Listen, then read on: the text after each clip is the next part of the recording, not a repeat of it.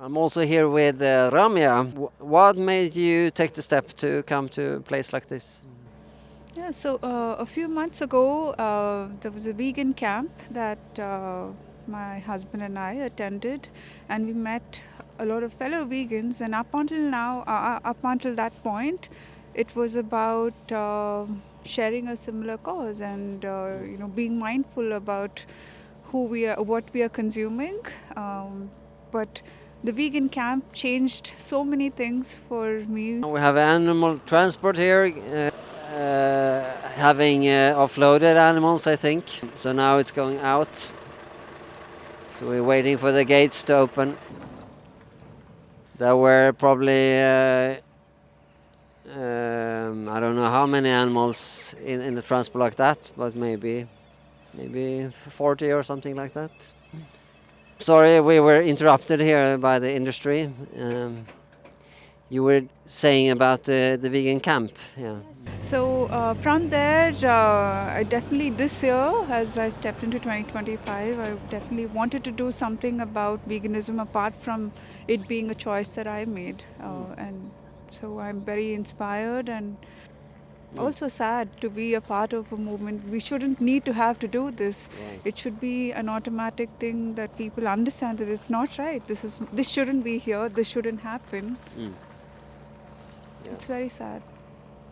I also feel those mixed feelings of feeling wonderful being a part of a community that shares your values, but also that we shouldn't have to be here. And coming here, of course, to be so close is extra, like taxing on you. Yeah, it is very sad and such a huge place to just think. I mean, it's in a small 1 centimeter by 1 meter by 1 meter space. There are so many human beings that can be, and just imagine the size of this place and how many animals have to go through it every day.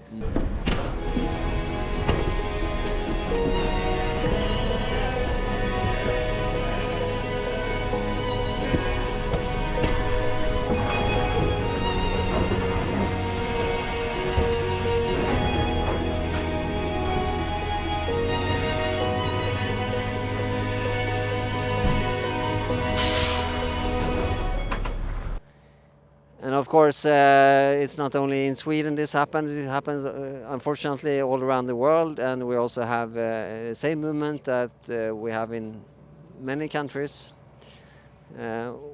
What do you think about that, being a part of a global movement standing up for animals?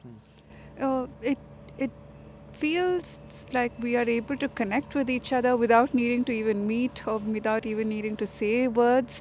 Just being a part of the movement itself says so much about what we care about, what we love, and what we want to change. Here is the transport. It says biogas. It's biogas, yeah. Maybe actually they will pick up biogas because it could be like a byproduct from the slaughter. I know they use a lot of slaughter products as fuel. That's kind of, I don't think many people think about that, but kind of disturbing that there is also animal products in like our cars and other transports. We know that the animal industry is not only bad for the animals, it's bad for the whole planet. Yeah. It's hugely damaging for our whole system of life, really, on Earth. So before we came to the back here where the animal transports come in, we stood at the big road at the entrance to the slaughterhouse where all the workers come in.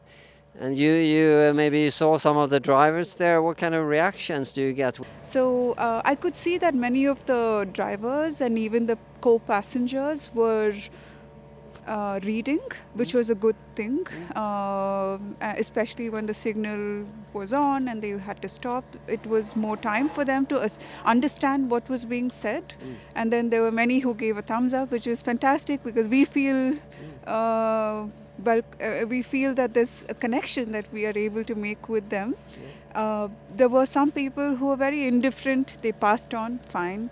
But there were some people who were giving us a thumbs down. You don't have to do that. If you don't like it, just move on. But I think there's a lot that we are able to communicate without even needing to speak to the people who are passing by, and that's special. And it's the first time I'm a part of something like that, which makes it all the more special. Right, as you say, there's no need to come with these negative gestures, but it is interesting to think about what it stirs up in them, why they are reacting negatively. Yeah. We are critical of eating animals. Maybe they feel that that's criticism against themselves or their behavior. Yeah. I think it's their own insecurities acting up. They are insecure about themselves, and usually when people have such negative reactions, it's when they're not feeling good about themselves, that they project it onto someone else. And I think that's what's happening when they react that way. Well, thank you so much, Ramya, for being here. Very brave of you to come and stand up for the animals and being close to all this killing. Thank you. Thank you, Martin, for organizing, and also for everyone who came here today to feel one with what we're trying to do as a community. Thank you. Thank you.